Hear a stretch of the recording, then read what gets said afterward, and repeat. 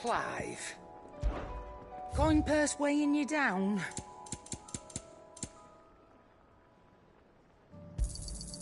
You're rubbing me blind, you know. You'll not find a better price than that. It'd better all be here. You'll not find a better price than that. You're rubbing me blind, you know. Finished, are you?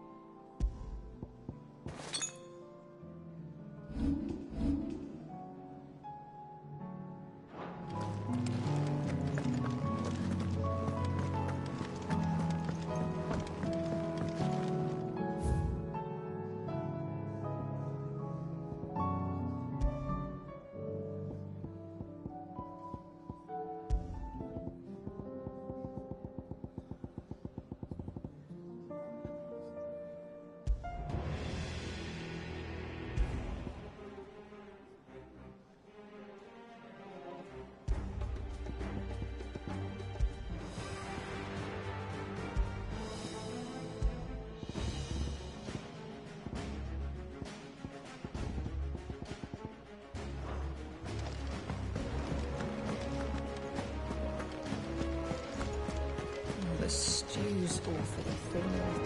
What do I owe the honor? What do you want?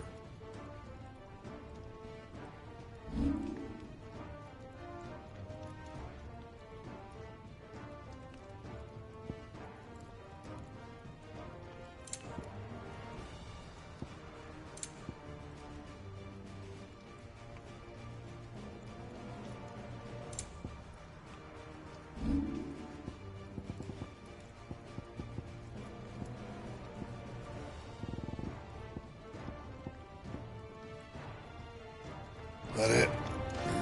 Fine.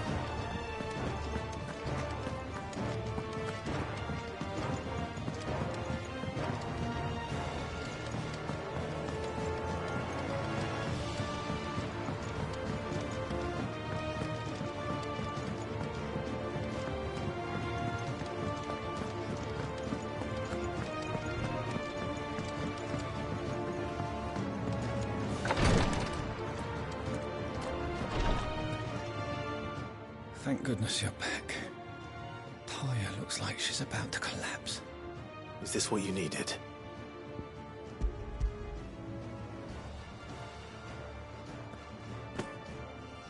Yes, it is. Thank you, Clive. I'm loath to give a patient Alicia. Talia's right. Sometimes it's all we can do. A single dose dulls even the most agonizing pain, and all other sensation with it. It may be a gentle way to die, but it is death nonetheless. I wish there was another way.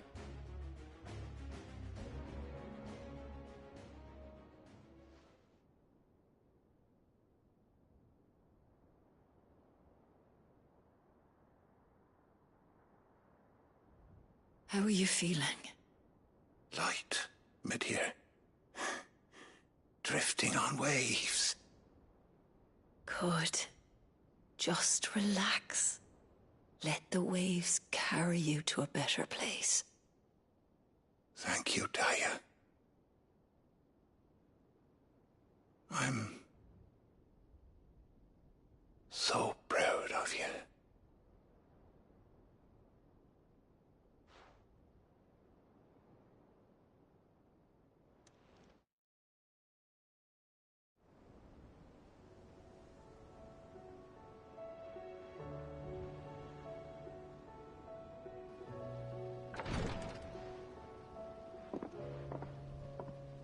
He's gone. Thank you, Rodrigo. And you, Clive? I'll see that he's properly laid to rest.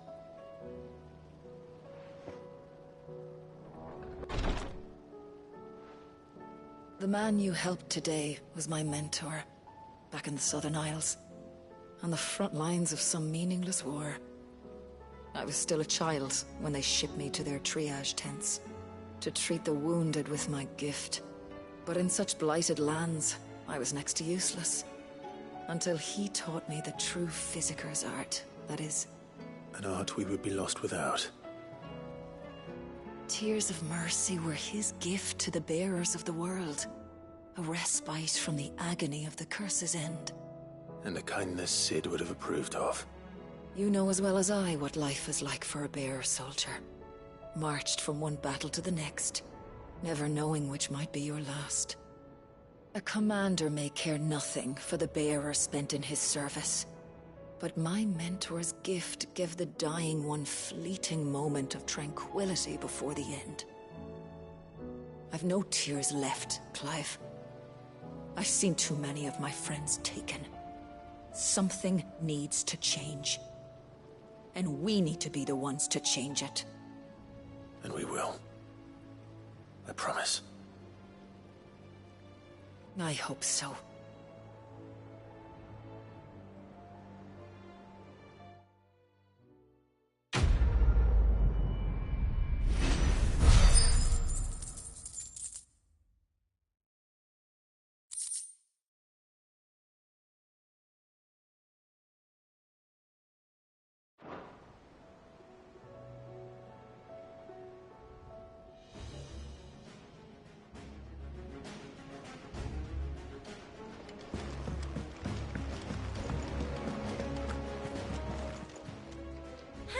Help you today, Clive?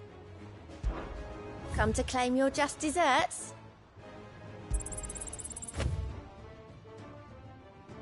Here you are.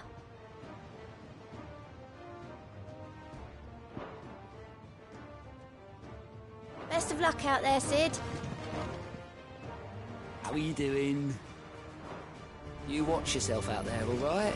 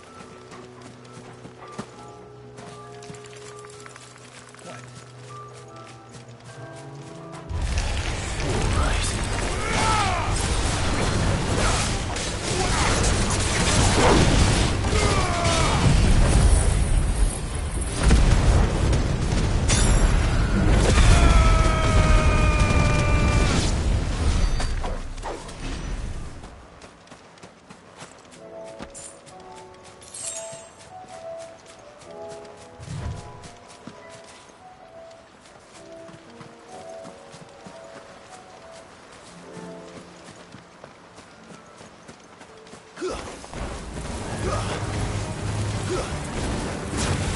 him! Rotor!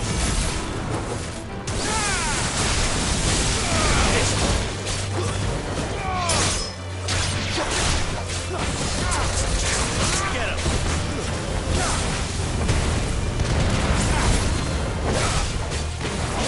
Over here!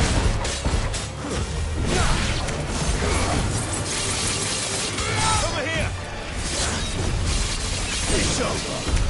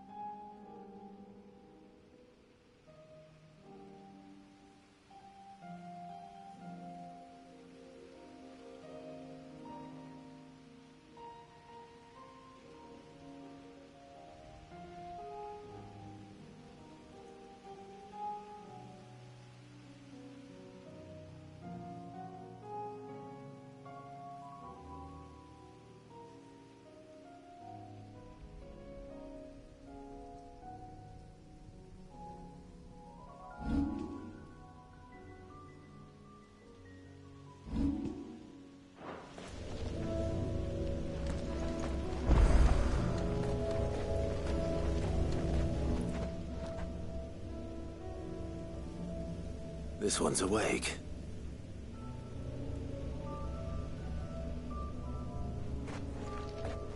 Let's see what's inside.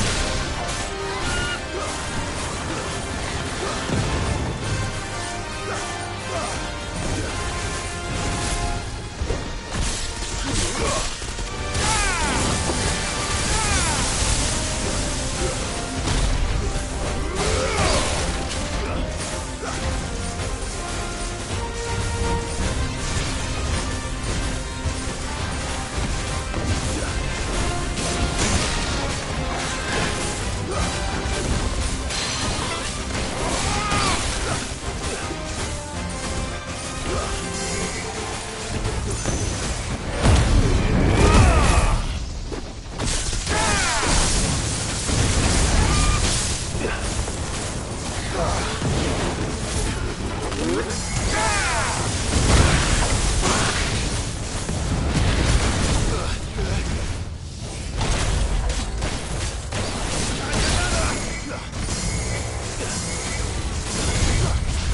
try.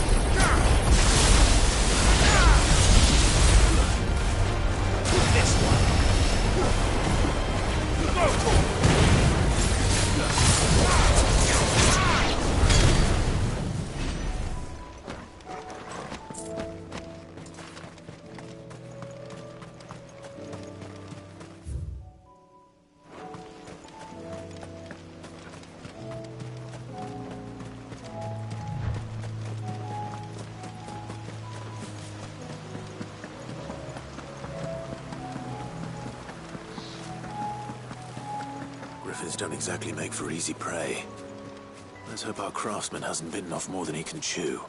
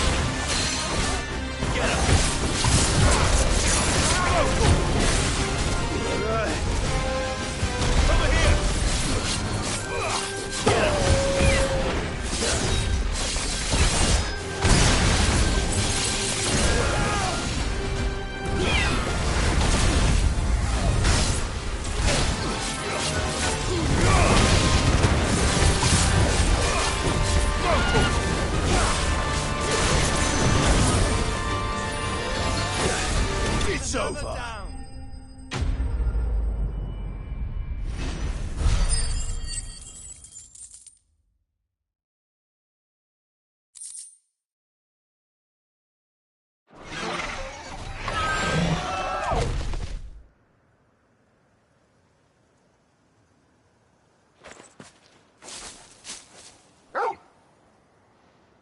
Is something there, boy?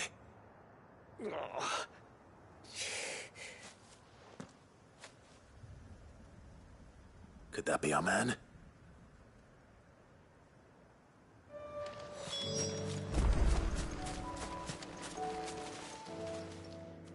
Are you all right? Dare say I'll survive. That griffin caught me before I could get an arrow off.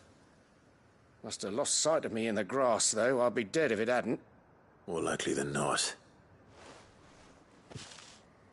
The name's Camille. I'm a lowly leather worker, if you couldn't tell by the smell of me. Not so lowly from what I hear. Do you remember selling to a merchant by the name of Karen? She's not an easy woman to forget. Bought a cuirass from me after I lost my buyer. Quite taken with my work, as far as I recall. Didn't stop her bartering me down to a pittance, though.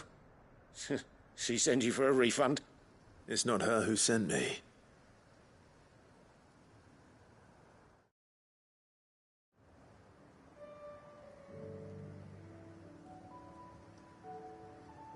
Well, consider me flattered. You should be. He's a master of his art, and not an easy man to impress. Blacksmiths are proud folk. It's a rare thing indeed for one to praise a glorified tanner. And I don't imagine an impressive swordsman like yourself would be getting your steel from any but the best. I'd dearly love to help a fellow craftsman, but... Well, actually, I suppose you could give him this. What is it? Treated leather. Same stuff I used to make that cuirass. If your man's as skilled as he sounds, he'll know what he's looking at. You sure? Well, you did save my life. And thanks to you, I'll be going home with all the griffin hide I can carry. I'd say it's the least I can do. Short of showing him how to make the thing myself, that is. But there are rules against it. Secrets of the trade and whatnot. In that case, I'll see that he gets it. I'd be much obliged if you would. Right. I've got some greaves to make. You send your blacksmith my regards. Will do. And thank you.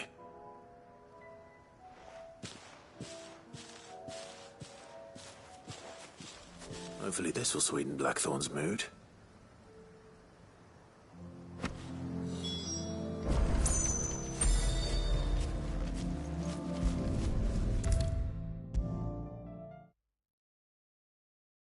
With a bit of luck, Clive might even find the geezer. Bloody busybodies, the both of you.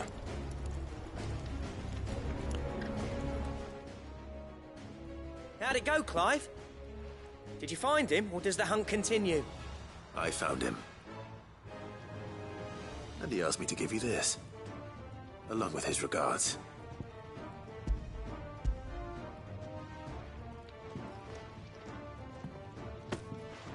You're joking.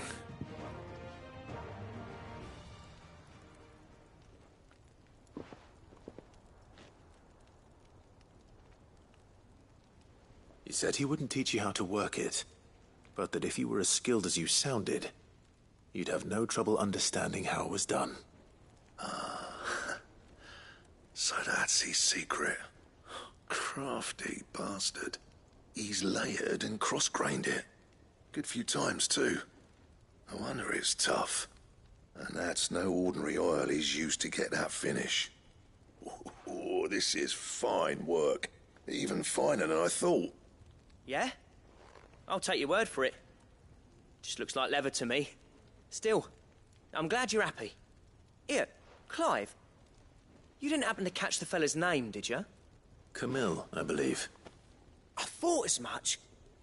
There ain't many leather workers in the realm daft enough to do their own hunting, see? And his name kept cropping up when I was asking around. Turns out he's from Tabor. And again, most leather workers are.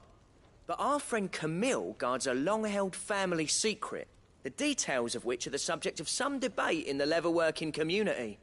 Then we better keep this close to our chests. Listen, sorry for putting the both of you to all that trouble. Should have kept my moaning to myself.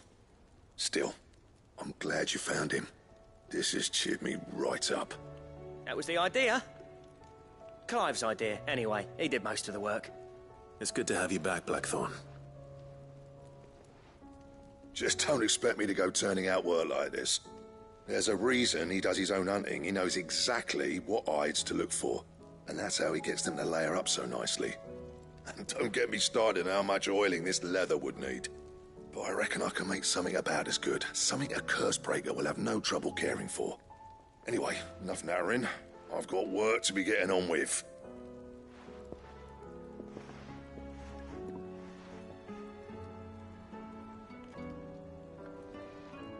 Looks like we won't be needing a new blacksmith. As if there was a better one out there. Nah, it wouldn't have been the same anyway. No one spins a yarn like old Blackthorn in his cups. Right, now that's sorted, I've got duties to attend to. Thanks, Clive. You've given me my mate back.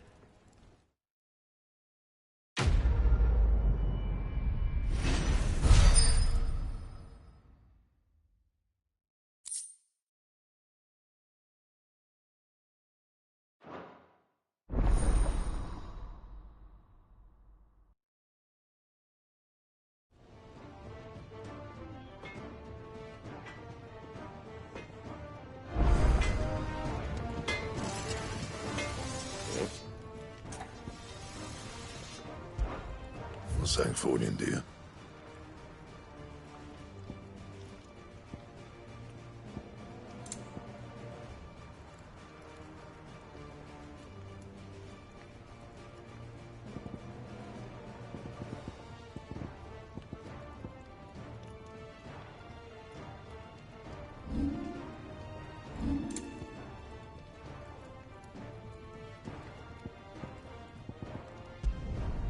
Not bad, if I do say so myself. No scratches, all right?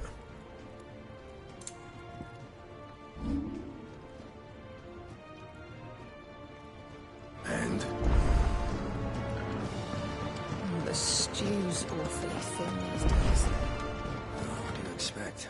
Farmers? Clive. Coin purse weighing you down.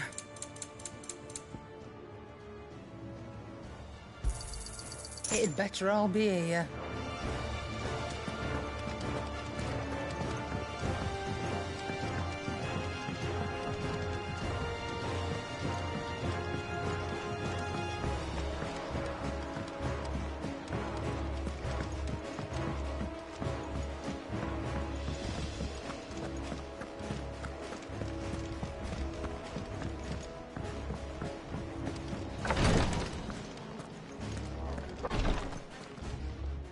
Clive, I wanted to give you something for the kindness you showed my mentor.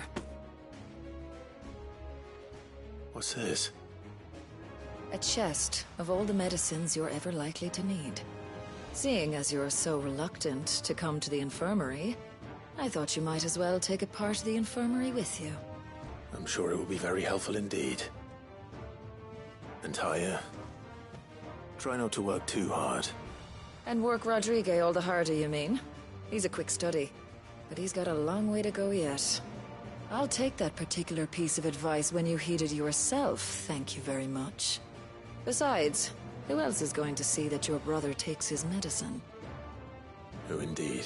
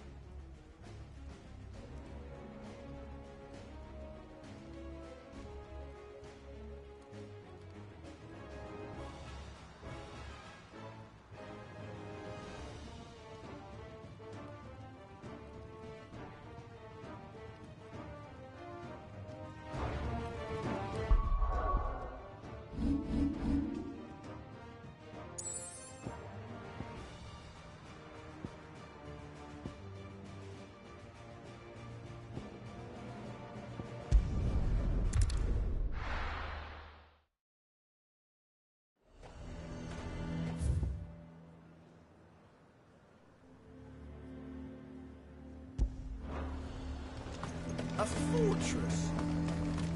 Who do you think?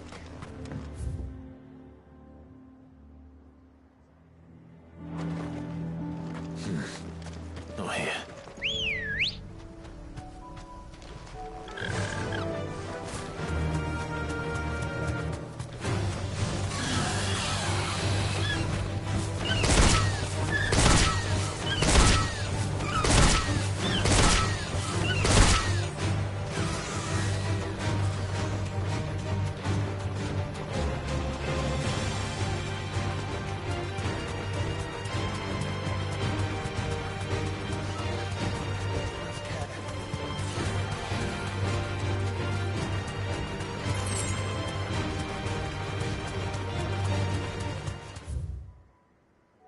Quiet.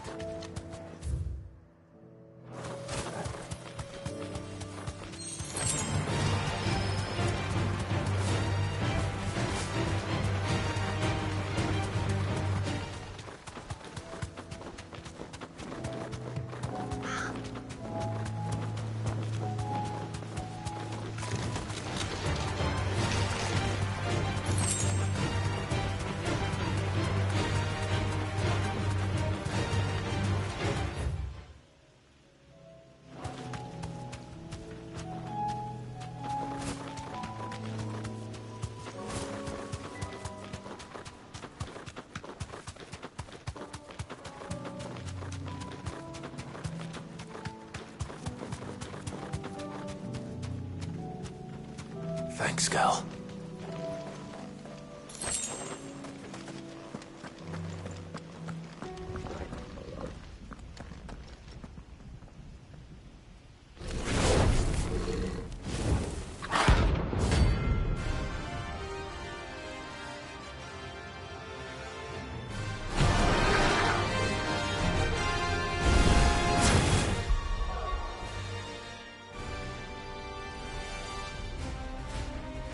Look what we have here. Greetings, Your Majesty.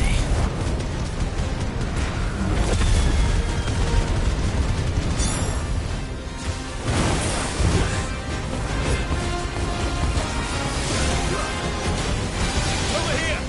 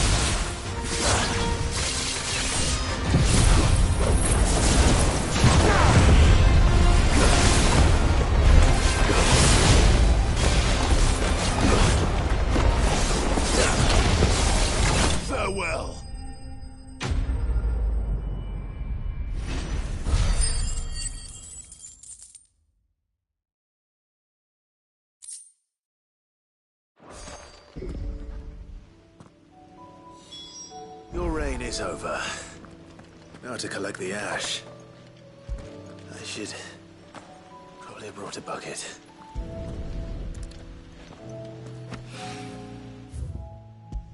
This looks like the stuff. Let's see if there's any more.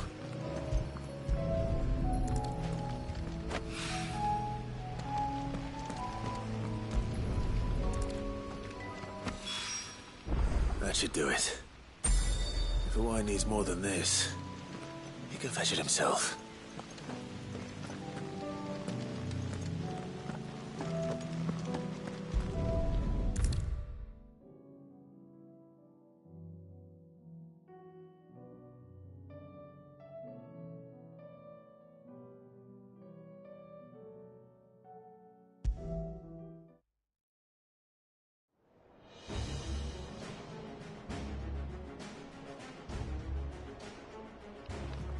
All right there, Sid? How's that hunt for the bomb ash going? I have it here.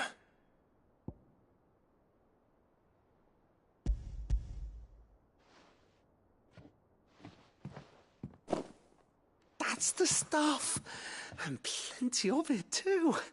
Enough to keep the Olympic bubbling away for a good old while. You're a gent, Sid. Let nothing say otherwise. Right then. Let's get this contraption up and running.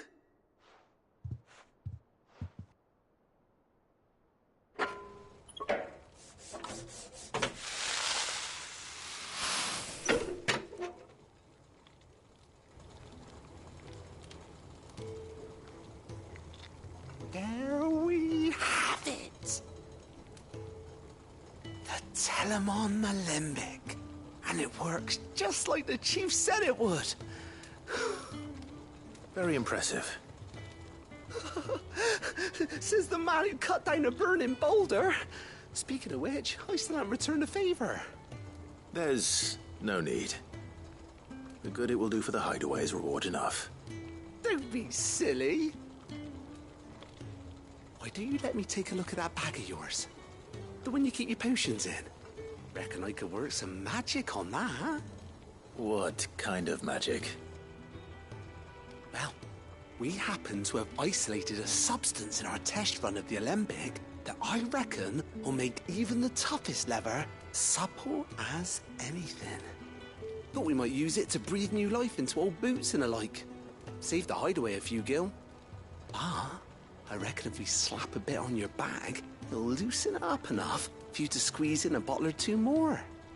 Well, it can't hurt to try, I suppose. That's the spirit.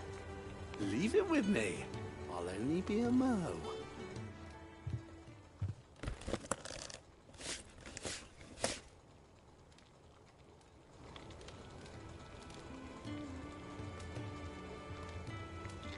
Well, what do you reckon? It certainly feels more flexible. Right? Told you. Thank you. I think. No. Thank you for supporting Mid and the rest of us in our endeavors. Without you, we'd never have been able to discover wonders like that stuff I rubbed on your bag. And I'm telling you, there's plenty more where that came from.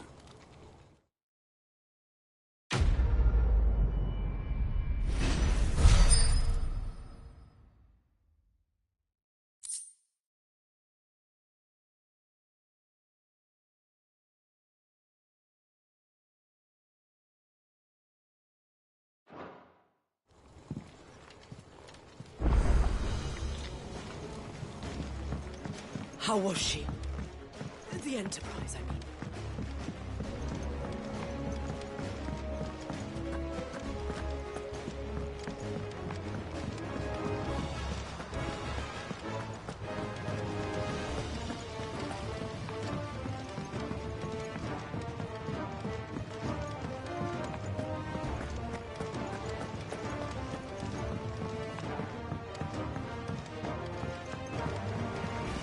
Covered in nicks and lumps, the lot of them. It's a wonder they can still walk.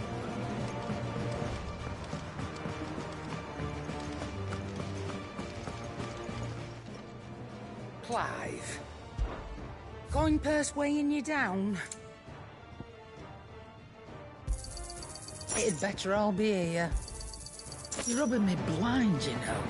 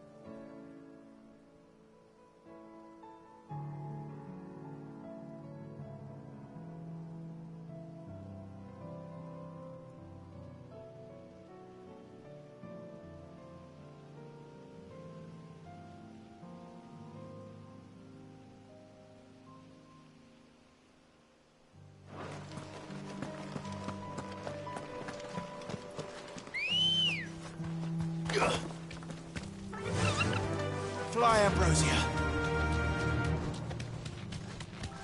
Have care.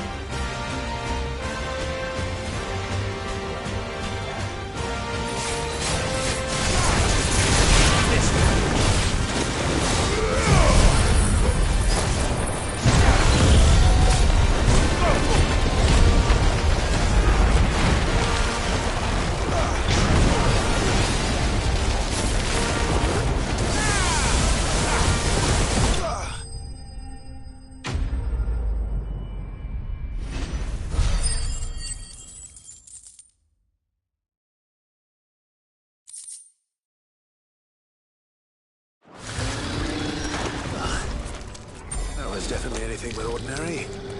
Now, let's get this vine back to the yard.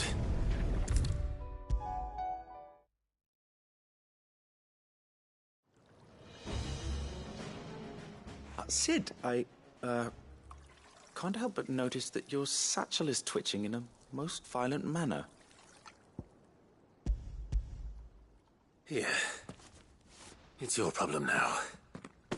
What an amazing specimen. The flesh positively throbs with vitality. If I can successfully graft this to the Morganbeards... When I successfully graft this to the Morganbeards, I suspect the results will be immediate. I shall begin at once.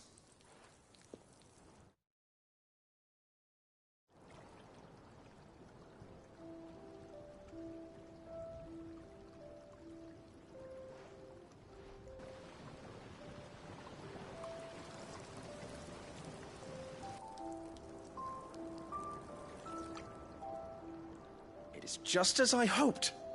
Witness how the Morganbeards have taken to the blighted soil. How they bloom with heretofore unseen vigor. Why, I dare say such a vine graft would yield similar results when applied to other specimens as well. I'm glad I could be of assistance. You've not only helped us, Sid, you've saved us. Do you recall the extract with which I provided you before? I took a moment to distill some more, but this time with the petals from the invigorated Morganbeards. And would you believe? Its potency has nearly doubled. You must accept this vial as thanks for your assistance. The rest, I shall give to Taya.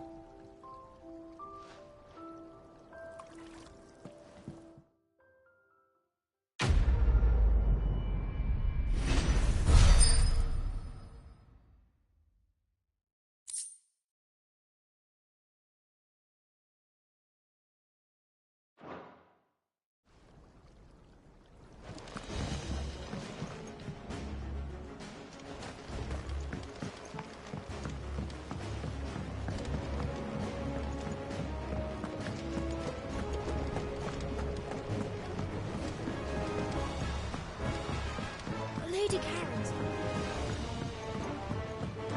Have you tried Molly's lemon tarts? I've never had anything so delicious. I should be so lucky. They're all in Ted's belly before they've even had time to cool. The stew's awfully thin these days. Aye, it's a dangerous world out there. Let's stop.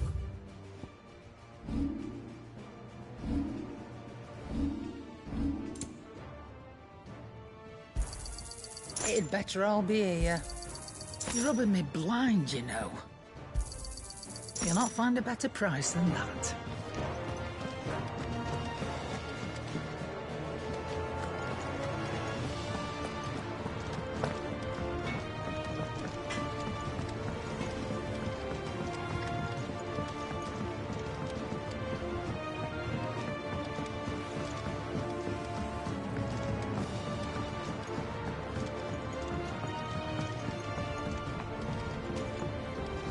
Canva lost.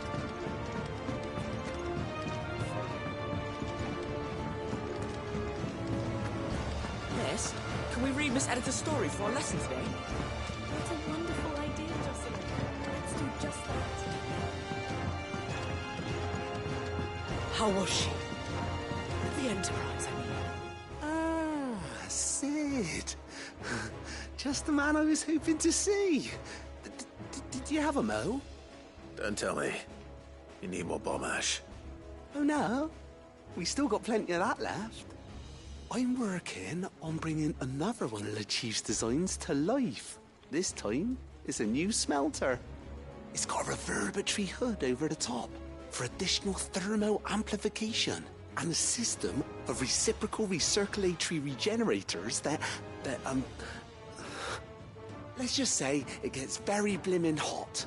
A heck of a lot hotter than anything Blackthorn's got in his forge, that's for certain. Only Mithril engines get hotter, and you can't chuck ore in one of them and get metal out the other end. Trouble is, we won't be able to make out of any old rubbish neither. We need the good stuff. And I hear you once helped Helena get her hands on exactly that. Any chance you could help me too? If it's for the good of the hideaway, I'd be happy to. Oh, it is. I promise you. So, what exactly is this good stuff you need me to find? We've got a couple of examples here. Spherical echoes, we call them. More fallen materials. So this smelter is similar to the Mithril engine in more ways than one. That's right. They're a bit like the thermal helms. Fallen ceramics deal with heat like nothing else, see? And what's more, they're directional, transferring heat from the inside to the outside. But these things, they're all outside. If we line the hub with them, they'll reflect the heat right back into the furnace. We've collected as many as we can, and I know where we can get the rest. Trouble is, they're all watched over by their bigger, uglier cousins. So you want me to visit some ruins, destroy some echoes, and bring back the spheres they're guarding? That's it in a nutshell, yeah. We're only 3 short, mind, and we know exactly where they are. There's one up Amber Way, in that ruin that they call Lost Plume, and another in the Silent South, over in Dalmekia. Last one is in the ruins of Advent, which is in the Empire. All right then. Wish me luck. Will do. I'll be keeping all my fingers and toes crossed.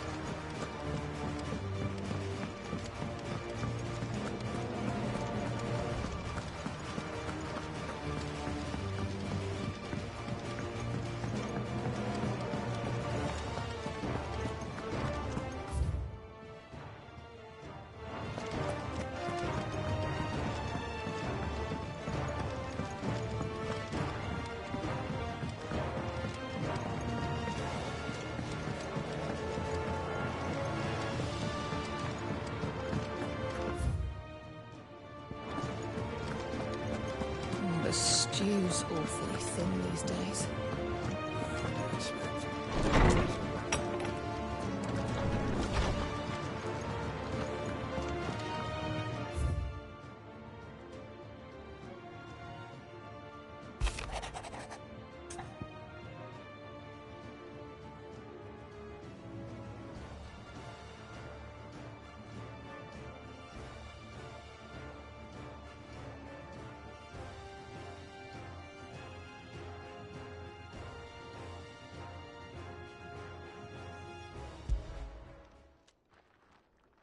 Hopefully it's nothing. But I should speak to Blackthorn just in case.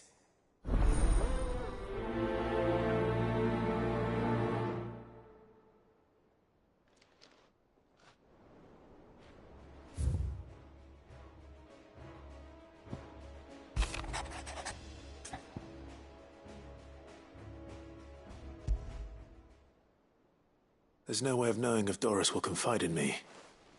But I can speak to her at least.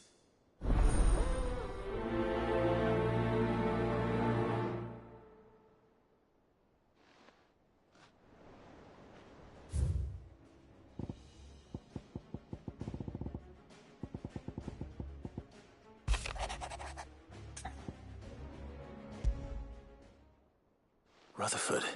Why would he be in Martha's room?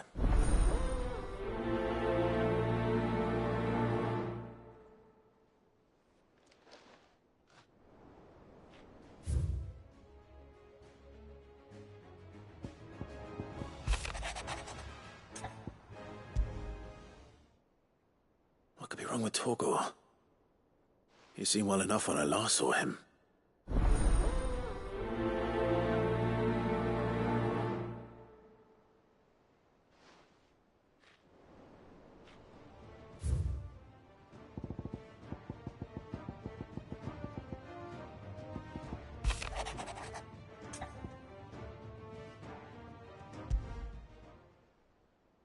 Trouble with the ledgers.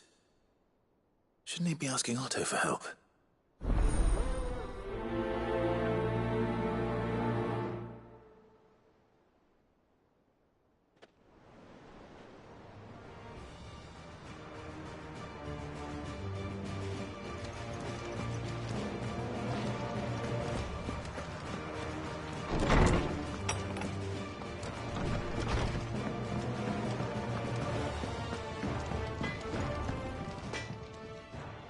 Blackthorn, do you have a moment?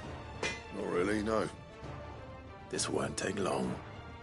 I just wanted to ask how you're getting on. August was worried about you, and you might still be doubting your craft, even after learning the trick of that cuirass. Is there something else weighing on your mind? Perhaps sharing your thoughts might help. That bastard's like a dog with a bone. Still, he's got a keen eye, I'll give him that.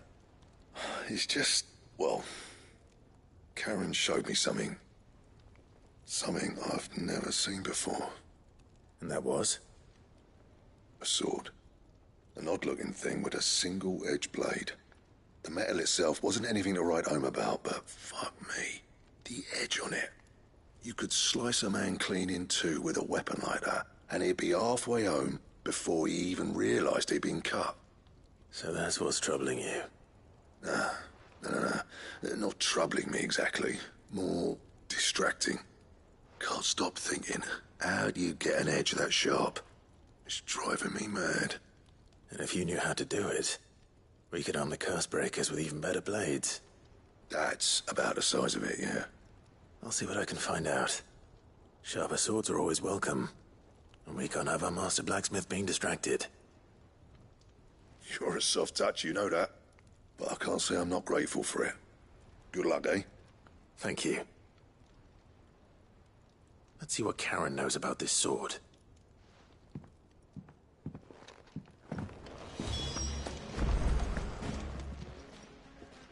You're looking well, Karen. What you want? Out with it. I want to know about the sword you showed Blackthorn. Single-edged and extremely sharp. Running around after him again, are you? I suppose I am, yes. But I need to help him find out how to work an edge like that. It's driving him to distraction. Little wonder, I suppose. There's not many like that make it as far as the twins, and those that do go straight into private collections. Which made it nice and easy finding a buyer. Can you tell me who bought it? Where is it now? You think I tell people who my clients are? Suppose you're not likely to go nicking him off me, are you now? Fine. If you stop mooning at me like that. Lord Ignac's the man you want. Dalmekian bloke. Collects weapons and the like. And he's got more money than sense, which is why he's one of my favourite clients.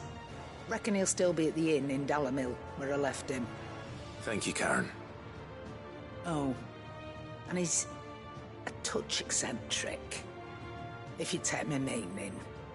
I appreciate the warning.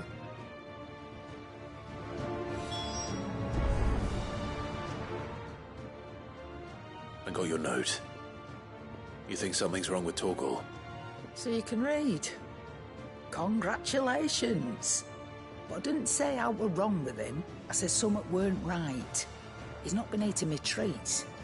He used to love cracking the bones from Molly's boiled brown, but now he won't so much as look at them. Didn't like him. Which is why I'm of a mind that his mind's on something else. You've not been working him too hard, have you? No harder than usual. Is that it, boy? Do you need a rest? What was it you said he was? A frost wolf? That's what the lawsman seems to think. Then maybe this all has something to do with whatever it is that's woken inside him. I suppose things have been different since Rosalith. Perhaps Hippocrates knows something. Instead of everything, you mean? Perhaps.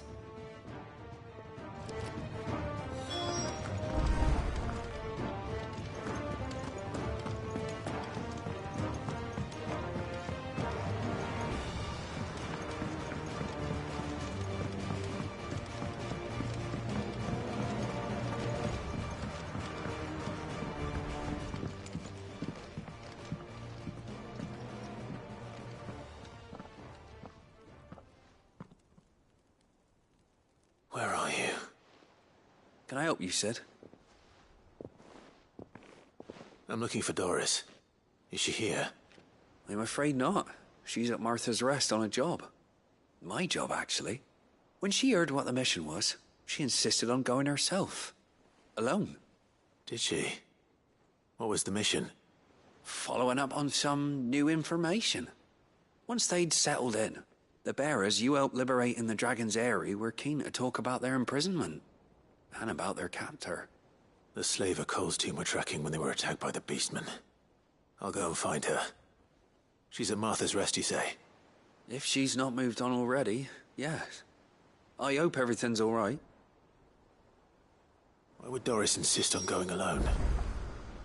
Maybe Cole was right to be worried.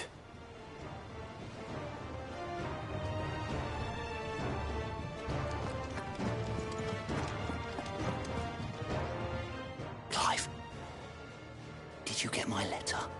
That's why I'm here. Shh. Otto might be listening. Is this better? A little. Listen. I've some bad news. It turns out the Hideaway may be slightly behind in its payment to certain lenders, and it's maybe my fault. But I swear to the goddess, I thought I had the numbers square.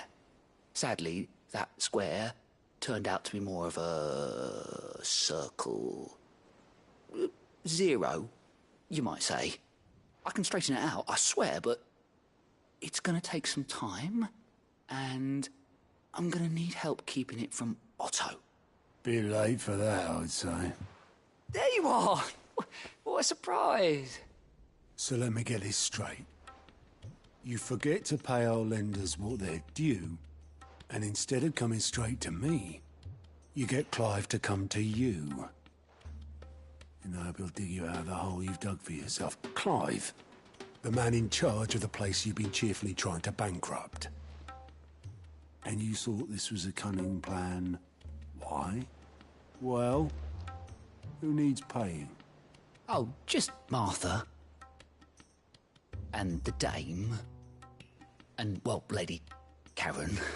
But only 500 talents.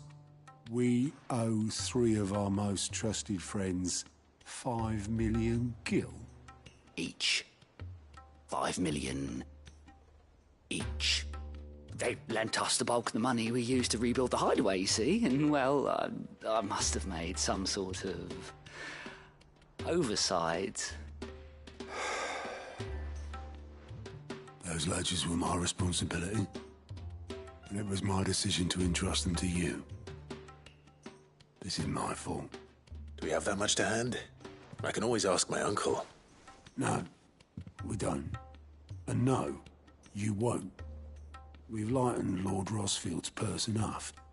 After the king's ransom we had off him, he deserves better than to see our begging bowl.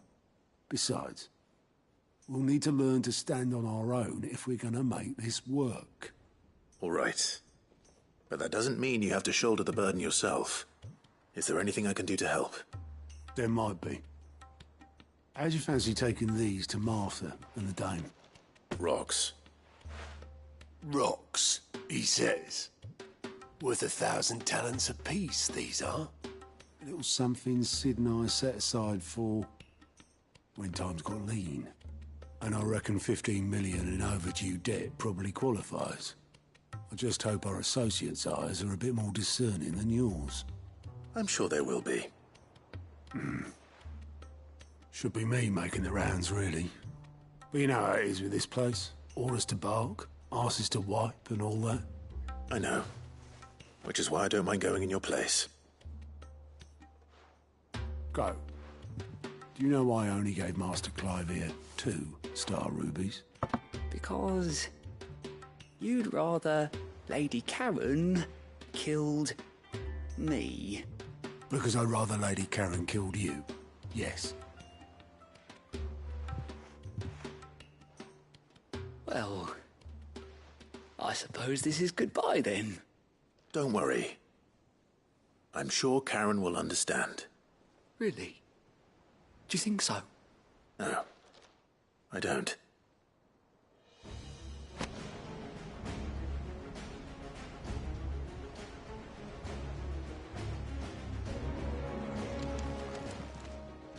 Welcome to the Patron's Whisper. Come to claim your just desserts? You earned this. Come again. I may have more for you.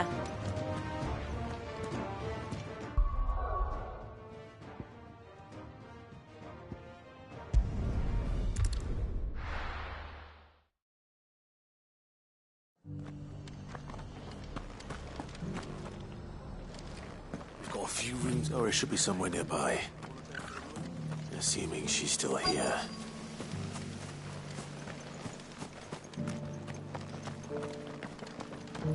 The world seems to be changing so fast lately I can hardly keep up. But what I do know is that there's more bad news than good. You can tell that just by looking at people's faces. Just because the heavens have gone to wreck and ruin, it don't mean it. Anything catch your eye?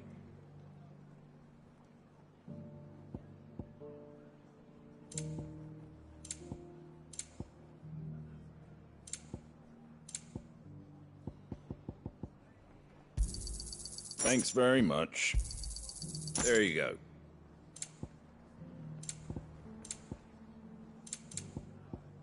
Fare thee well.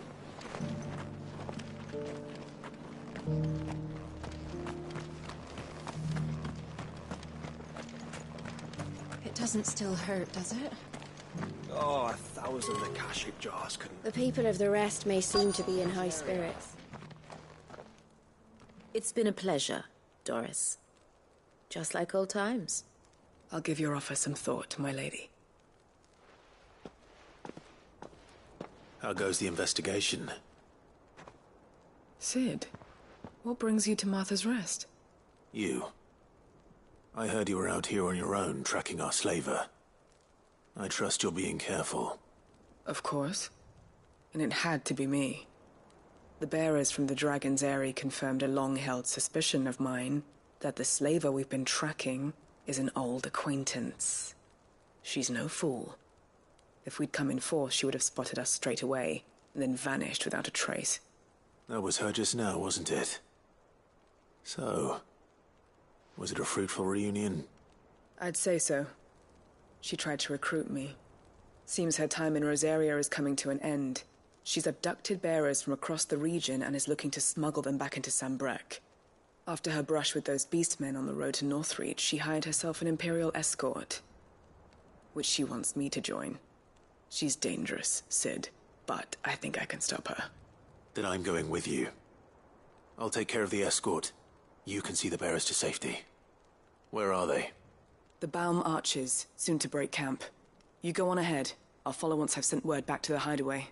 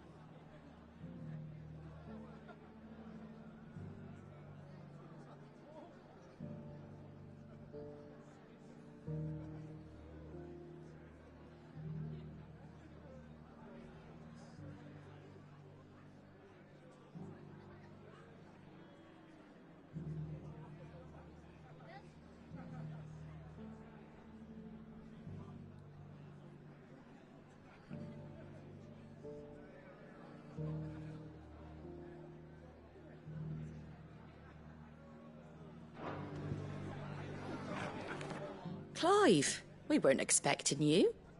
I wasn't expecting to be here, but it seems we still owe you a considerable amount of coin for your help with our rebuilding efforts. And though I doubt it's what you were expecting, we were hoping you'd take this as payment.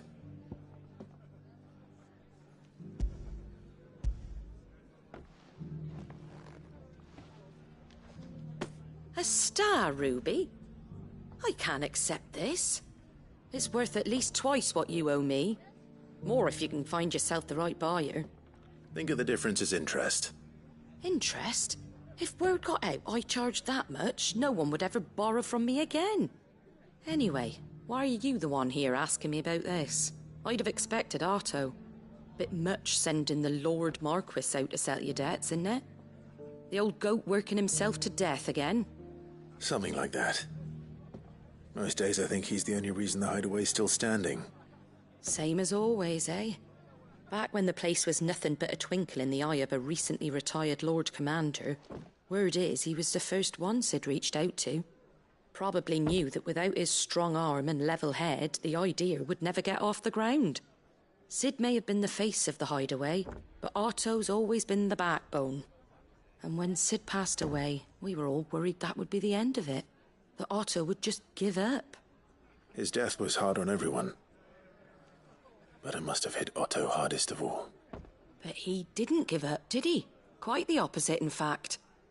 If I recall, he was the one who nominated you as Sid's replacement, and rallied the rest around you. I reckon what he saw in Sid, he saw in you too. And don't we all? Doesn't hurt that you're half as stubborn and twice as handsome, neither. That, and you keep good company. I suppose I do.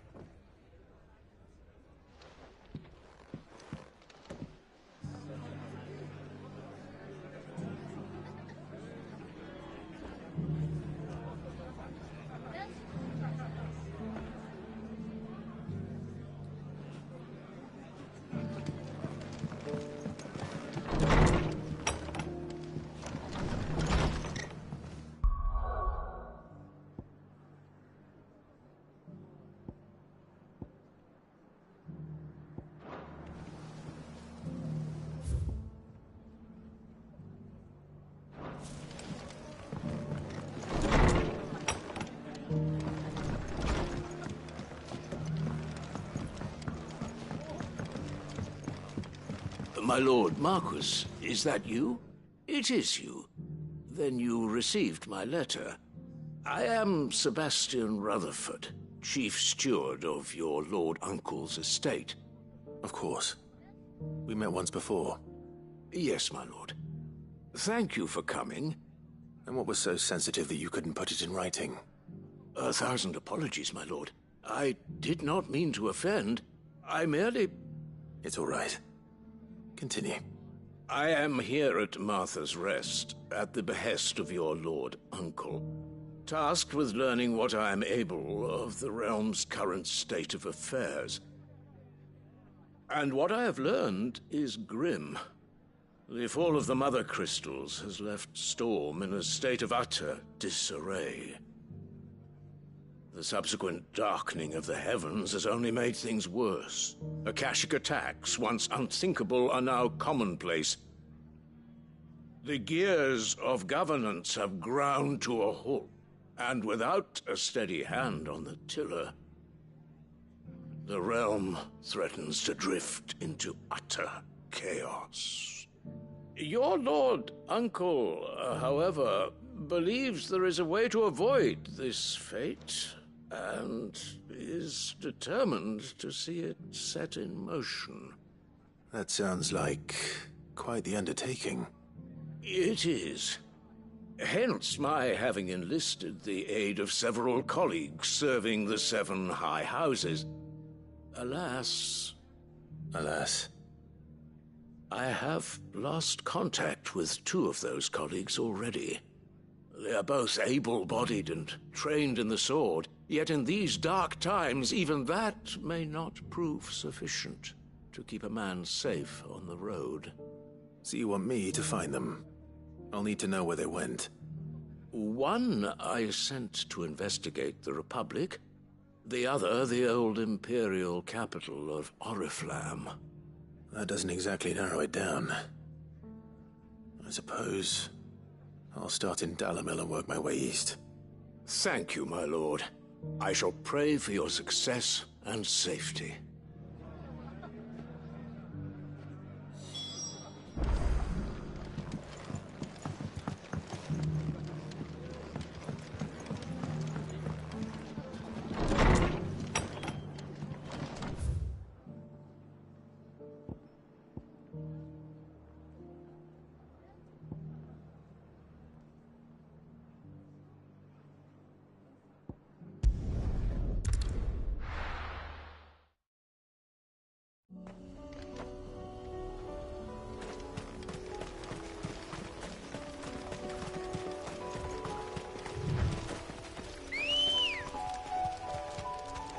Ready, go? Yeah!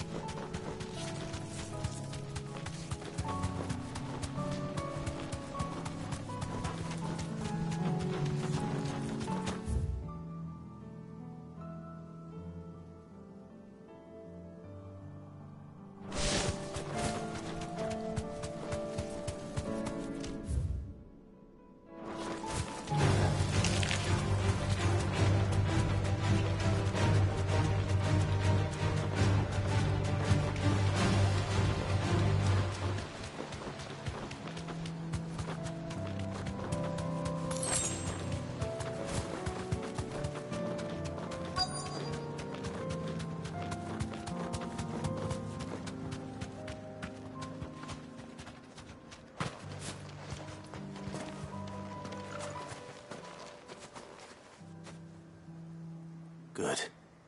They haven't broken camp yet. How did Doris come to know a slaver, I wonder?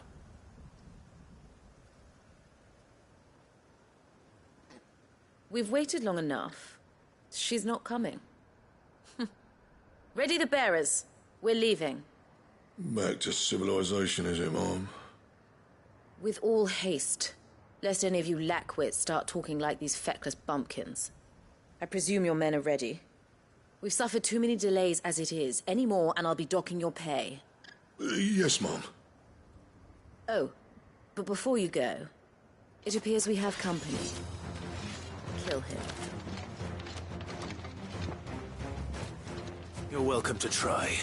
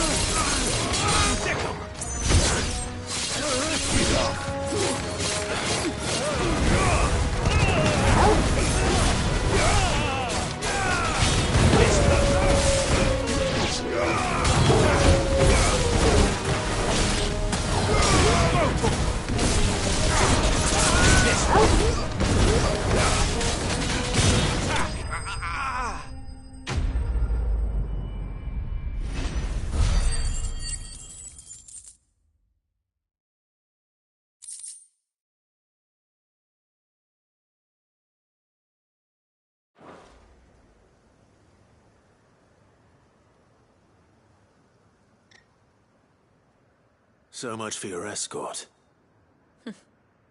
You'll forgive me for not avenging my men. I'm not the swordswoman I used to be. I surrender. Do with me as you wish, Sid the Outlaw. Sid! Ah, Doris. I take it you're not here to rescue me from our brooding renegade? You know, I always wondered where you'd vanished to. But casting your lot with this criminal of all people... Better fighting for a cause than killing for coin. I'm sorry, Sid. I should have told you sooner. This woman, my former master, once trained bearer children to be weapons in service of the highest bidder. She raised me like a daughter, and I did terrible things to earn her favor. It wasn't all terrible, surely. We had our fun, too. You were always so eager to learn, and had such clever hands. All my other children took either to the blade or to the books. Always either or. But you proved yourself a master of both. That's why I kept you for my own. How about it, my little dagger? Care to swear that blade to me again? I never swore my blade to you, nor will I ever. I fight for a higher cause, to liberate the bearers of this world. Farewell, Master. Thank you for making me the weapon I am. You always were a righteous child. Perhaps that's the reason I loved you so.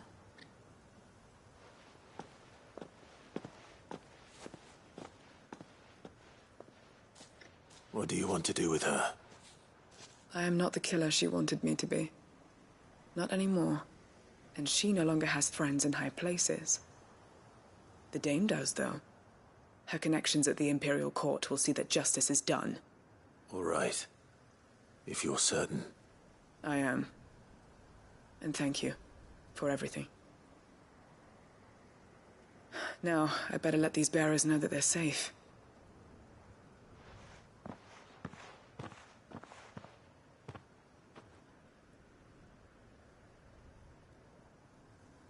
And I should head back to the hideaway and put Cole's mind at ease.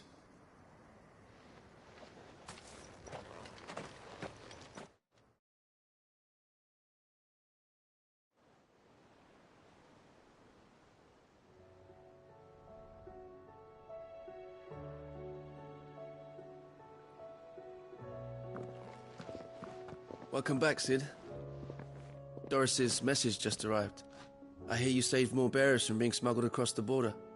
With any luck, they'll be joining us in the hideaway shortly. Oh, and your letter. You don't need to worry about Doris anymore. I'd been hoping as much. She mentioned one or two things in her report. So the slaver we'd been chasing all these months was her former master. Wish I'd known. She's been arrested, by the way, over in Sambrek. Went quietly, or so we're told. And she won't be getting off lightly. The Empire may have no love for bearers, but it's none too fond of black market traders either. Can't have been easy for Doris. I'm sure it wasn't. But don't worry. She'll be all right. I hope so. Suppose you should know, eh? You had quite the past yourself before you came here, or so I understand. Anyway, thanks again, Sid. The Cursebreakers would be lost without Doris. And you, of course. Keep up the good work, Cole.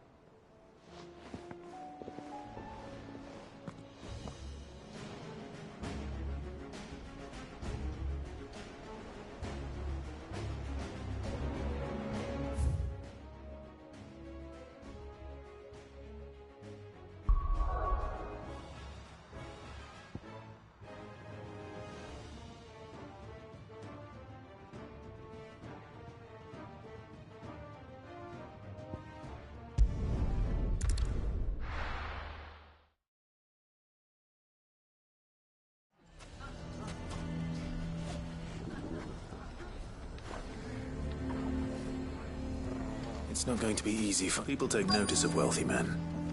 Shouldn't be too hard to track down Karen's collector. It's driving away our customers.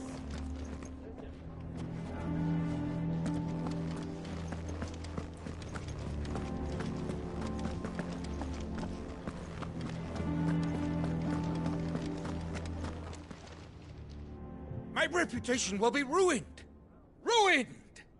Calm yourself, Lord Ignac, I beg of you, before you do yourself a mischief. Pardon the intrusion, but... Out! Get out! I paid for these rooms so I wouldn't be disturbed. Leave me be! Please, allow me to apologize. His lordship is going through a difficult time, and he's never been fond of guests arriving unannounced. Radim! Get rid of the filthy oaf this instant! Very good, Lord Ignac.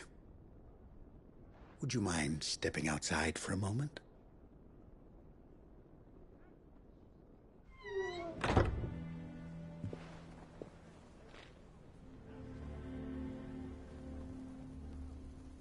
I'm sorry if I've caused you any trouble.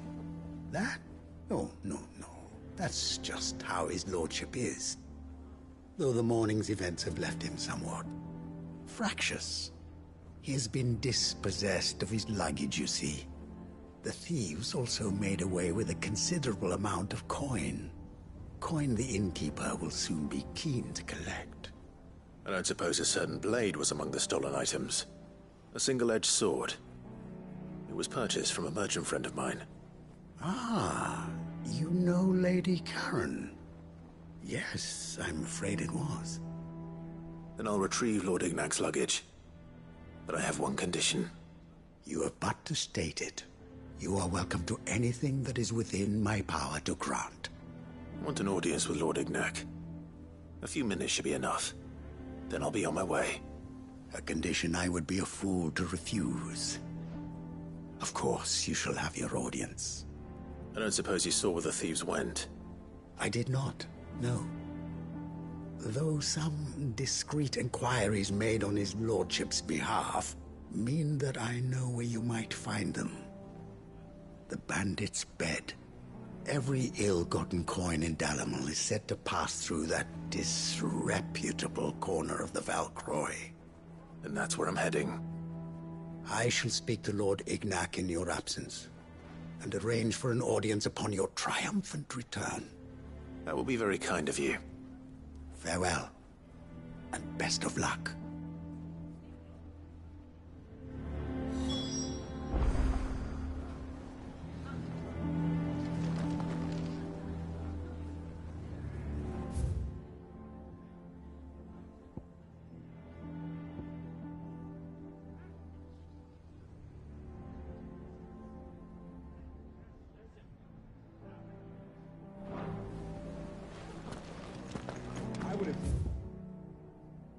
Bastards myself.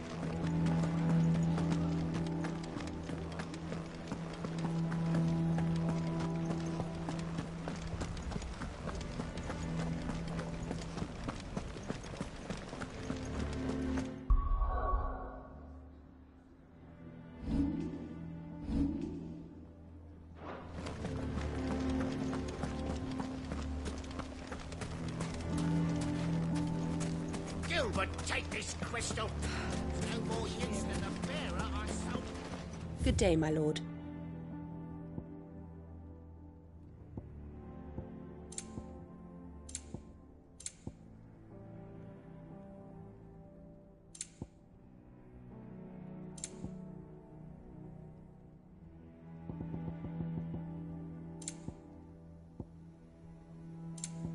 Fare you well.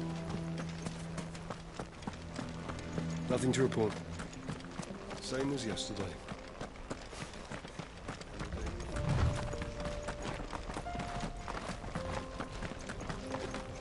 Someone's got himself in trouble.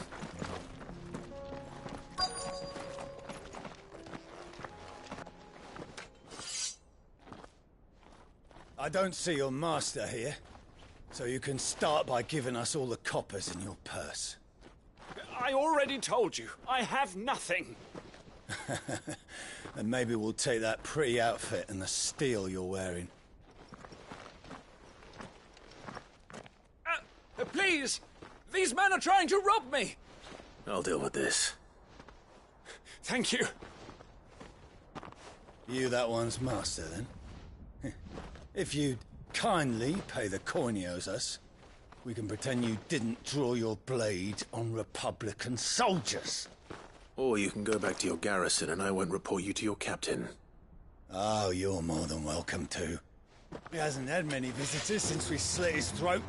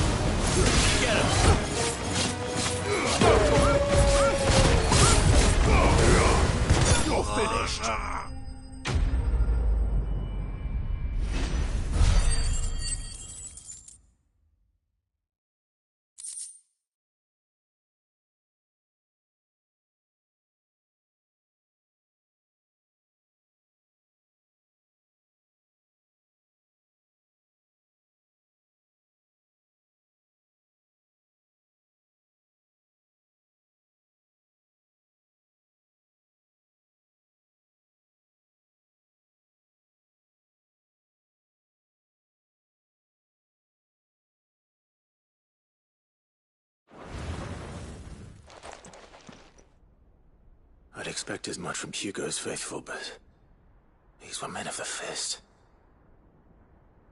Much has changed in the Republican army since they lost their rock. You've seen this kind of thing before, then? Many times. I was sent here to observe the situation. You're one of Rutherford's men. He sent me to look for you. Well, then you have my thanks. I fancy I could defend myself against one, perhaps two, but a whole regiment... I arrived in Dunamil several days ago, but when I called upon the captain of the local garrison to make inquiries, his men confiscated my effects and locked me in a cell. The captain is no more, and his men make the rules now. Fortunately, I was able to bribe my way free, only to be stopped again by those soldiers you so kindly dispatched. What of the Fist's central command? Surely they wouldn't allow such lawlessness amongst their ranks. I would imagine they are unaware of it. Most of the army has fallen back to the capital and hunkered down behind her walls. Those who weren't recalled now rule the fringes unchecked, answering to no one but themselves. Then it's worse than we imagined. You should return to Rosaria. It's not safe here. I'll find a caravan heading north. You won't mind if I borrow one of these soldiers' coin purses?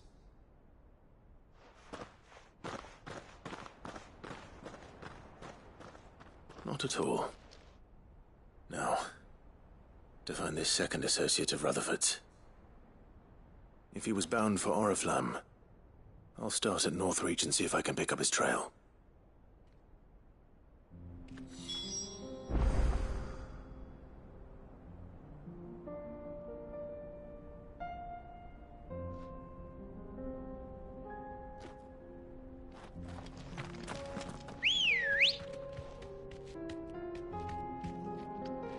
Let's go.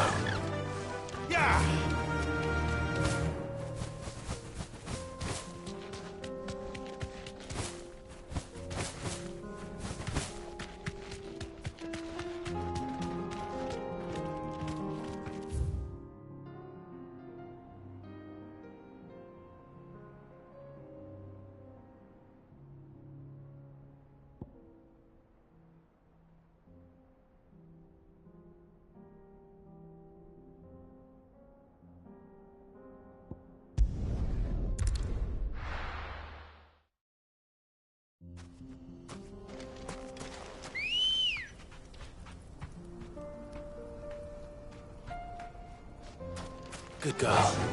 Yeah!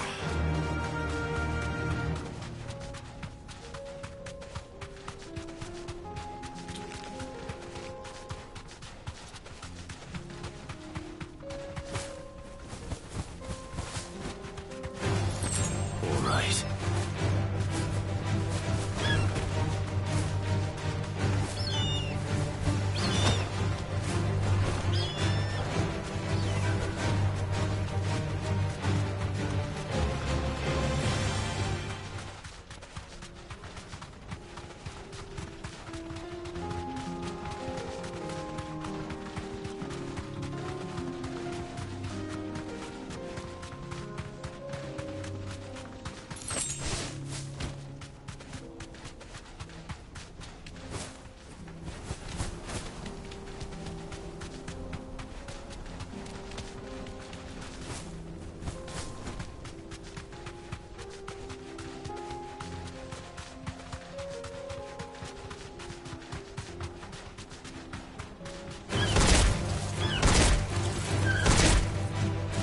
Thanks, girl.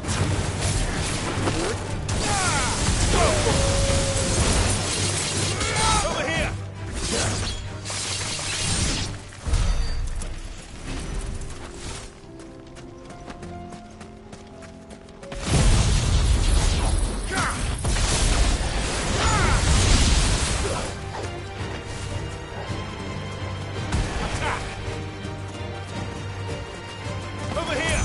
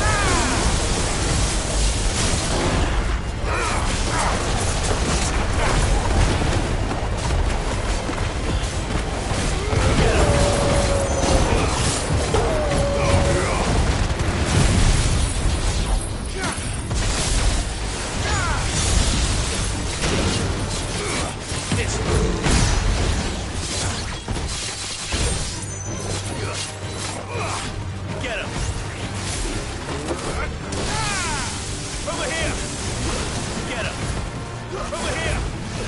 This one.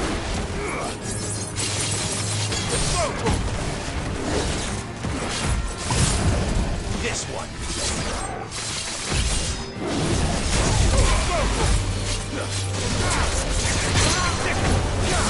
Get him. Get him. This one. Sick him.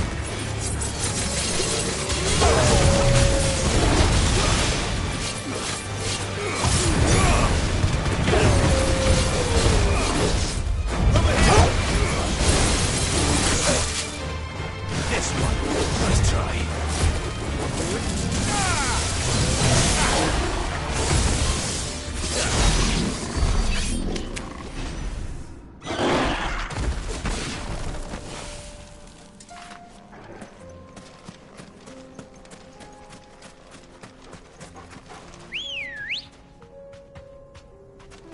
Come on. Faster!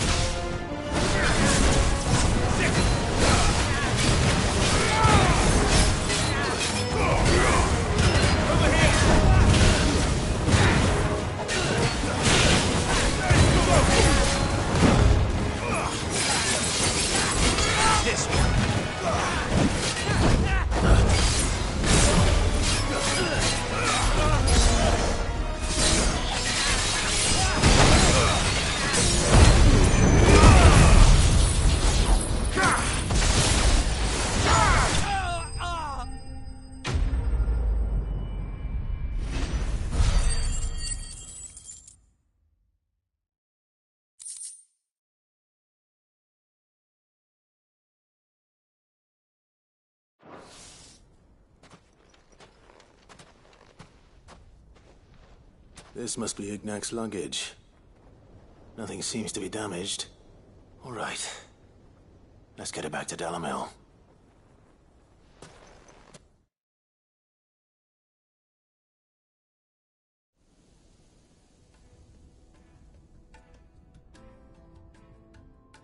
I hear I have you to thank for the return of my effects. What shall I call you, my good man? Wyvern. Glad to make your acquaintance. A formidable name indeed. Well, Wyvern, I appear to be in your debt. Redeem here tells me you wished for an audience. Is that all? A few moments of your time should suffice, yes. You're a peculiar fellow, Wyvern. All right, speak. Master Wyvern was wondering if you could tell him about a certain single-edged sword you recently acquired. Oh, a true work of art, that one. Karen drove me hard on the price, but I would have sold her Radim here to get my hands on that sword. It was made in the Outer Isles, far beyond the Twins, and is used exclusively by the practitioners of a unique school of swordsmanship. They believe no combat should ever exceed a single strike, and hone their blades to such perfection that none ever does. Each sword is made for that one perfect stroke, and for that stroke only. They crack upon a second blow. There's a brutal sort of beauty to it, really. But how do they hone such an edge? Fine question. Why, they use a whetstone, of course. Whetstones, rather. A whole array of them, ranging from the coarse to the fine. 10,000 licks with the sharpening stone, then 10,000 more. But it is the final stone which lends the blade its legendary sharpness. A mineral quite foreign to this great realm of ours. And that is the key. The secret ingredient. Wyvern, it occurs to me that my little lecture is hardly equal to services rendered. Take this, together with my regards. The very stone of which I spoke, far rarer among collectors than even the blade itself, and a far more fitting payment. Thank you. Pardon the intrusion, my lordship. However, it is long past time we prepared ourselves to depart. So it is. I am locked in bitter competition with a rival collector of curiosities. I am one step ahead of the unscrupulous scoundrel, but he is hard at my heels. Are there many other collectors out there? Too many to count, but only one do I consider my nemesis. Lord Byron Rosfield, and is a perennial thorn in my side.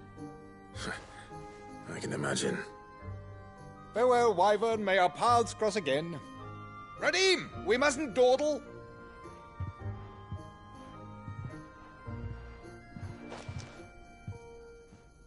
I think his lordship is rather taken with you, Master Wyvern. Thank you again for your assistance. Coming, my lordship. I'll be right there.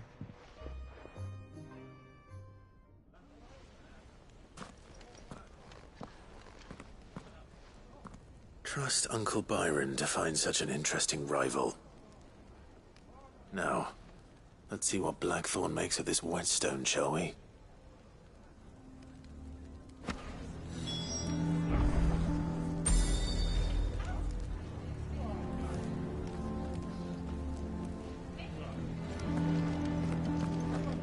Why the hell would Victor take the bearer's side?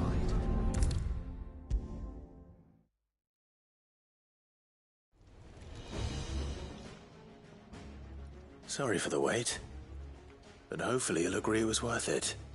You learned something about that sword, then? I did better than that.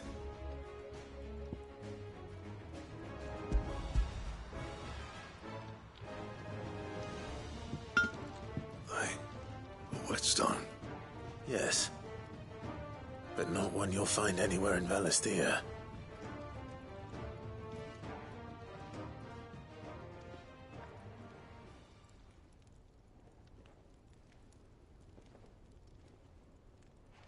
No wonder I couldn't get the same finish on the grinding wheel. One hit and all done, eh? Might not be so bad if all you ever fought were duels. Good luck on the battlefield. Your second opponent would be your last, no matter how good you were. Even so, is there some way it could be used to give the Cursebreakers an edge? I think so, yeah. With this whetstone and the right kind of steel, I could probably even make a twin of the blade that rattled me. But there'd be no replacing this little rock once I worn it down to a sliver. I reckon we get a dozen swords from it, if that. Swords that the Cursebreakers wouldn't know how to wield properly, and that would see them through a single fire piece. Nah, no point trying to copy that thing. Be about as much use as a wax anvil. But finishing our blades with a whetstone this fine, now that's something to consider. And what's finer than fallen masonry, eh? Or more hard-wearing, for that matter. Just imagine it. Good Valisthean steel with an edge as sharp as any found in the Outer Isles. I won't make a copy, nah. I'll make something much better. I'm sure the Cursebreakers will be delighted. Just don't push yourself too hard. Don't you worry about me, sunshine. I've been working day and night since I was half your age, and I'll still be here when you're long gone. Hey, thanks, Clive. I mean it. I owe you one, August too. It's good to know someone's looking out for me. You'll be happy to hear you said that. And I'll see that my debt to you's paid. First new blade I make's got your name on it. You come and find me when you've got the materials. All right. I will.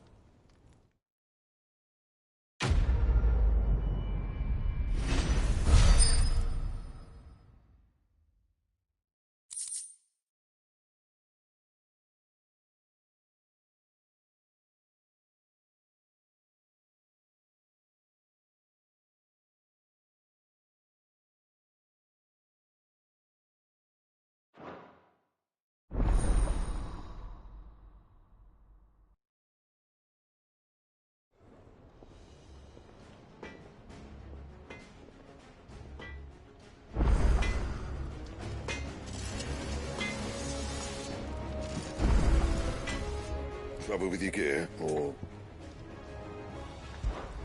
So, what'll it be?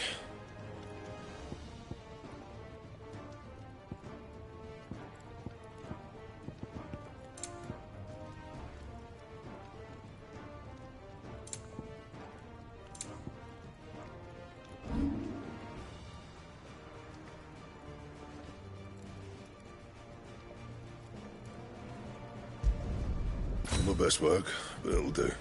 And? The stew's awfully thin these days. Farmers are abandoning their fields and traders are...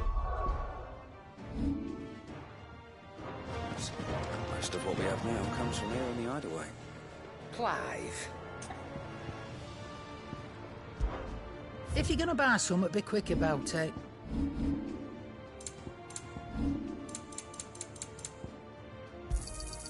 You're rubbing me blind, you know. Still alive, are you? I don't claim to know much about frost wolves, but I expect Tones does. Claim to, that is.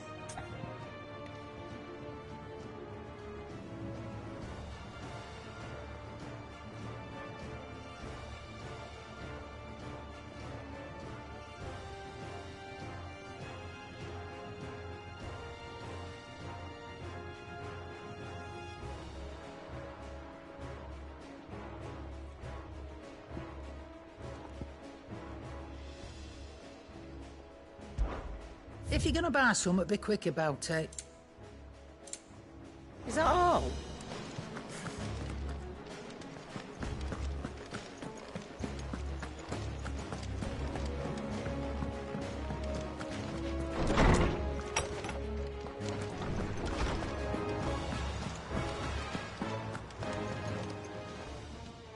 Lawsman, I need to ask you about Torgor.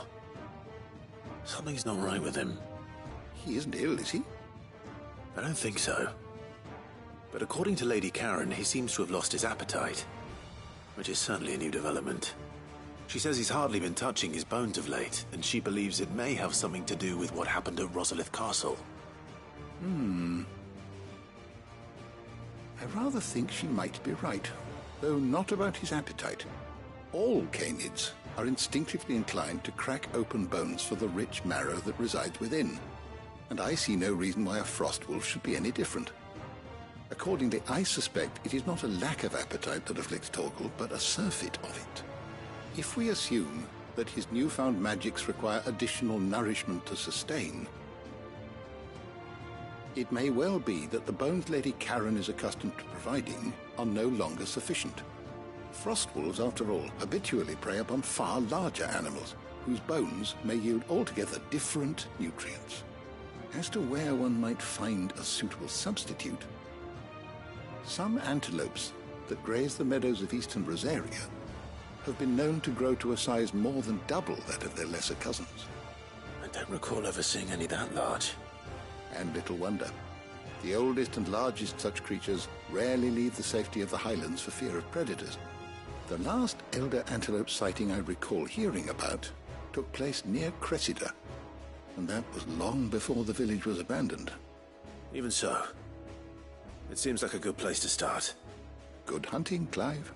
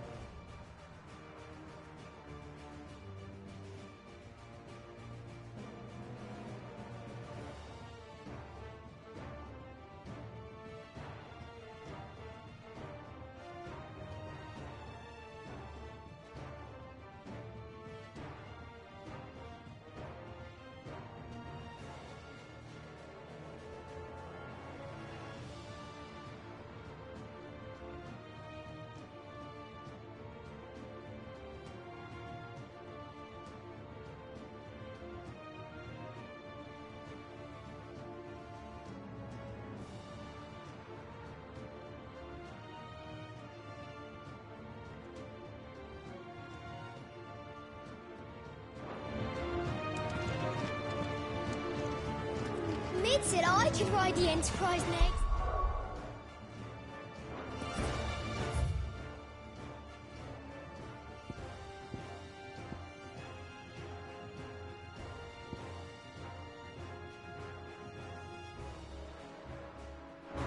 No, she didn't. She said I could.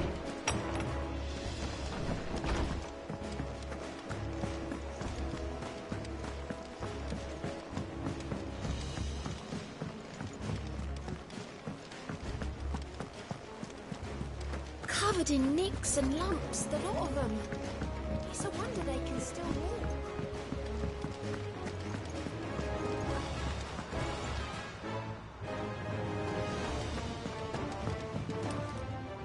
All right, Clive. Blackthorn told me you helped him out again. Tough for that. Speaking of which, I'm actually a bit, Worried about him. And you want my advice? afraid so. It's a bit of a funny one, this, but I saved this posh knob while I was out on a mission, and he gave me this flashy ring to say thank you. So, obviously, I show it to Blackthorn, thinking he'll be impressed, only for him to go white as a sheet and quiet as a curl instead. Try as I might, I can't for the life of me work out what could have got him upset like that. And seeing as how Blackthorn opens up when you're around, I thought maybe...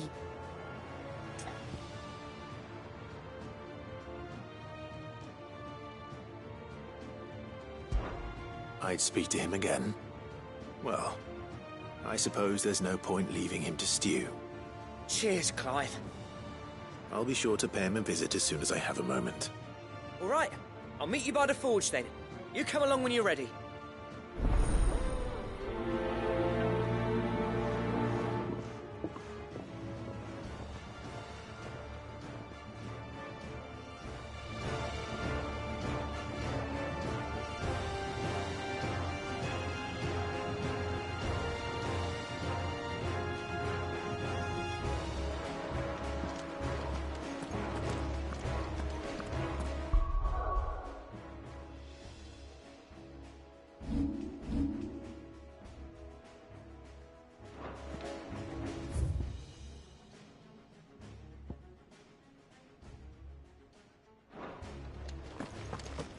How do you split the sea?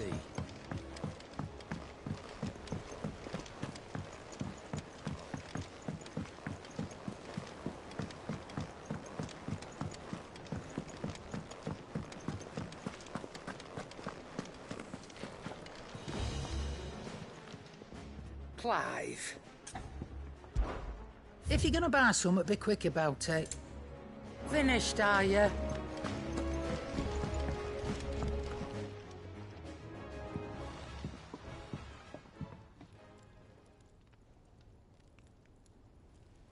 Bloody hell, Clive. Not this again. Oh, ain't you got better things to do with your time? That remains to be seen. August tells me he showed you a ring, and that the sight of it clearly upset you.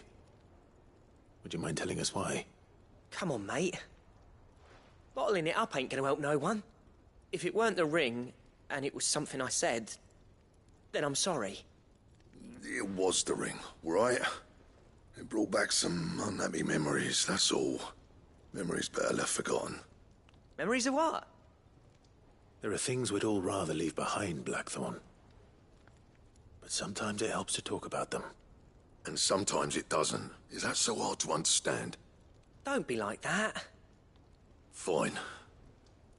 If it'll get you off my back. That ring you flashed was the work of Zoltan. We apprenticed together back in the day. You've never mentioned him before. Why would I? Ain't seen him in decades, and the last time I did, we almost came to blows. The ring brought it all back. I could tell it was one of his the moment I saw it. Bastard's improved, though. More than I thought possible. That thing's a work of art. So it was a nice ring. Worth a few gil, maybe. What's it matter to you? It matters because engraving metal's a nightmare, and I've got no bloody idea how he managed it. The fact is, I couldn't make anything even half that detailed. So what? You're an armorer, not a jeweler. I'm the Hideaway's master craftsman. I'm not stealing a living at some backwater village forge.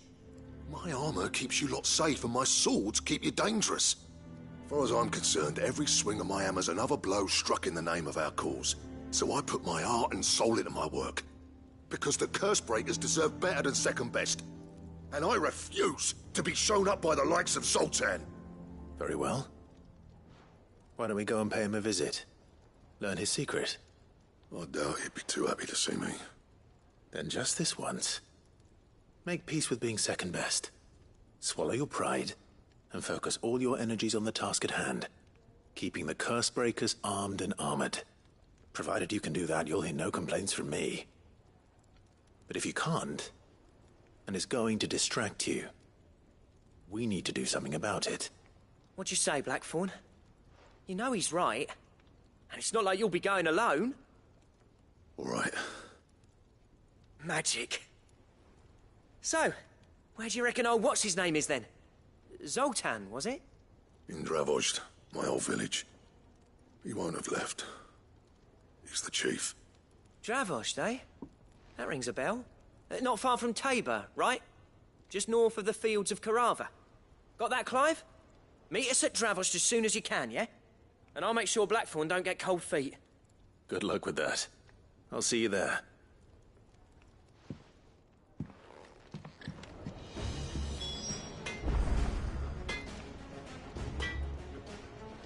The stew's awfully thin these days.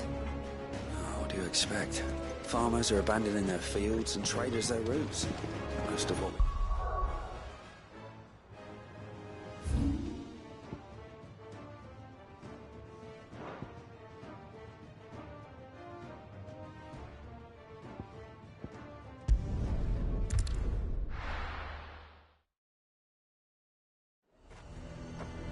There's a lot of road between here and the capital. Rutherford's man could be anywhere. Who do you think?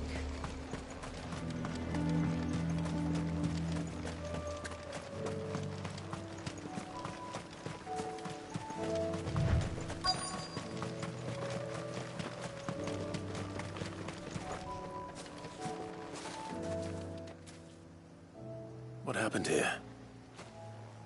If you're with the others, they've already relieved me of my belongings. I'm not. I'm looking for someone who was sent here by a man named Rutherford. And then you found him. I am Alistair Rockford, attendant to the Lady Ariane of House Wellesley. Of the 7 high houses of Rosaria. It's been a long time since last I saw my great-aunt. Is she well? My Lord Marquis? Yes. Yes, she is. The Lady Dowager has granted me leave to assist your Uncle Stuart. I was on my way back from the old capital when I saw some villagers being robbed on the road here. Bandits? They looked more like field hands, but it didn't matter in the end. I did what I could to help the victims, but all it earned me was a pommel to the temple. Which way did they go? South, toward the gate. All right. I'll take care of them. Founder knows I've met enough of their kind. You head back to Northreach, visit the Vale, tell them I sent you. Thank you. I shall. Founder be your shield.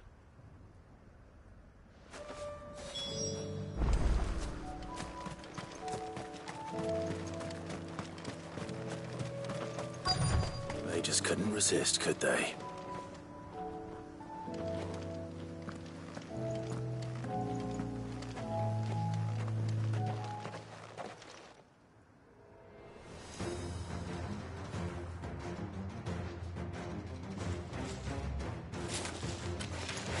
This one's ours, pretty boy.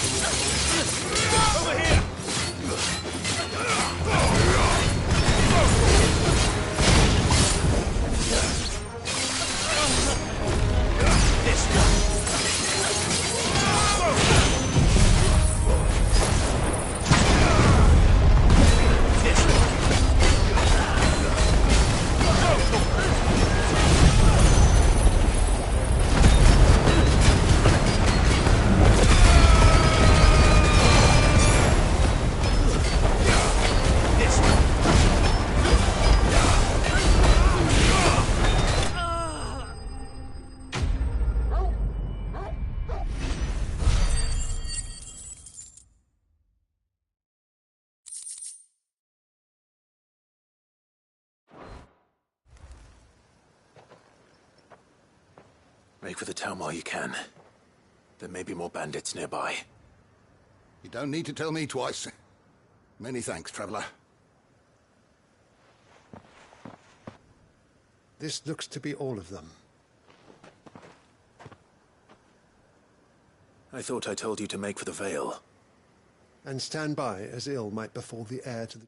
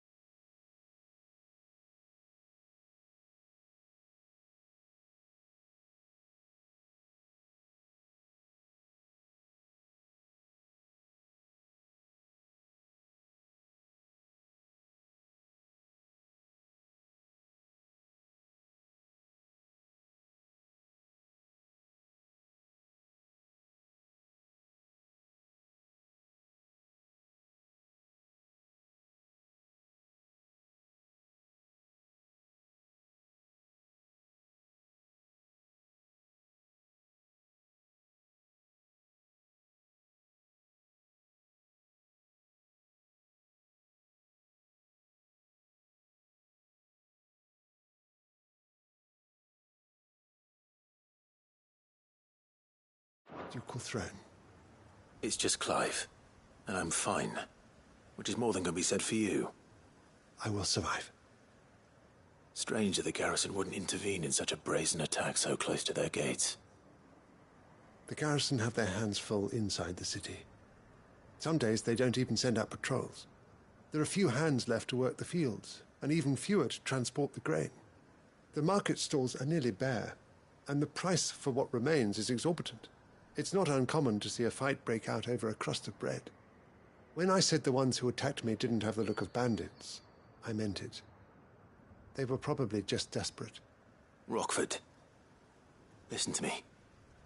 If you are to continue your investigation, you first need to seek the attention of a healer. Of course. I shall return to Northreach right away. But allow me to thank you first. Had you not happened along, Don't thank me. Thank Rutherford. It was he who sent me. I suppose he'll be wondering where I've got to. I shall send a pistolus as soon as I'm able. Good day.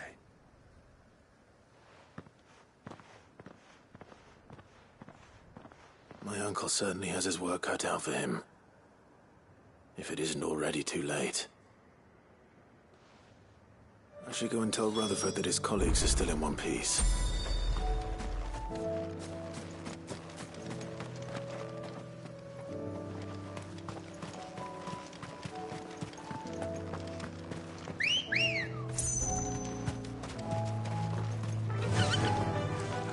Fly, Ambrosia.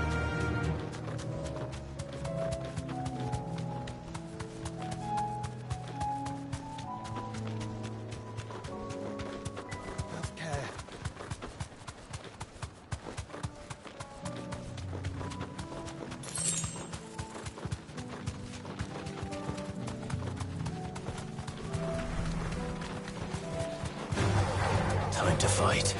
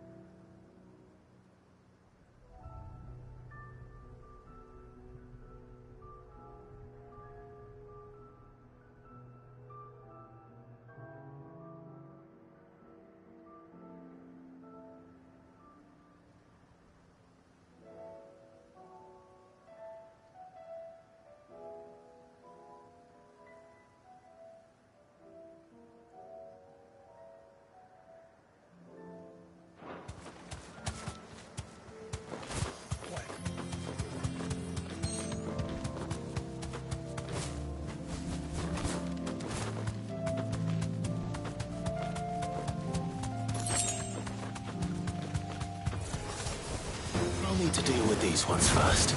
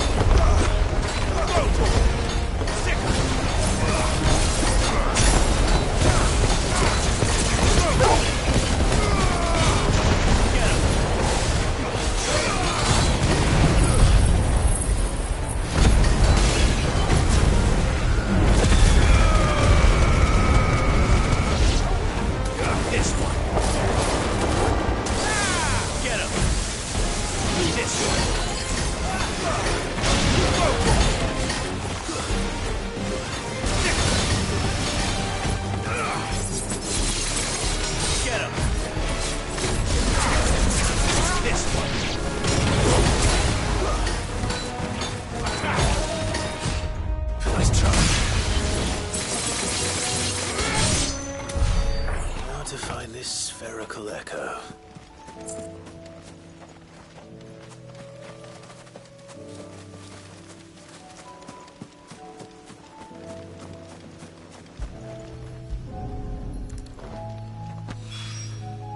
This is it. Right then. Just two more to find.